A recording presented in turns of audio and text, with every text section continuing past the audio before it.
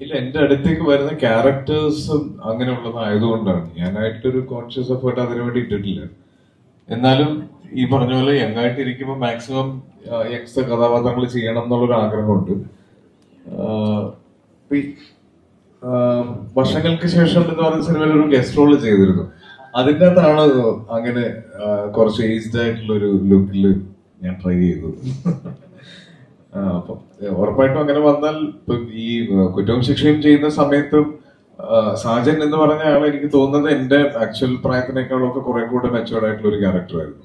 അപ്പൊ ഞാൻ ബോധപൂർവം അങ്ങനെ ചൂസ് ചെയ്യാറില്ല, പക്ഷെ എന്റെ അടുത്തേക്ക് വരുന്നതിൽ കൂടുതൽ എന്നെ അട്രാക്ട് ചെയ്യാറുള്ളത് എനിക്ക് തോന്നുന്നത് യങ്സ്റ്റർ ക്യാരക്ടേഴ്സ് തന്നെയാണ്. പിന്നെ ഈ ന്യൂ ജനറേഷൻ ലേബൽ ഒന്ന് പൊളിക്കണം എന്നുള്ളൊരു ആഗ്രഹം ഉള്ളത് കൊണ്ടാണ് ഹണിബി, കിളിബോയി പോലുള്ള സിനിമകൾ പിന്നെ ഒരു ഗ്യാപ്പ് വന്നത്. അപ്പൊ അതിലേക്ക് തിരിച്ചു പോകാനുള്ള ശ്രമത്തിലാണ്.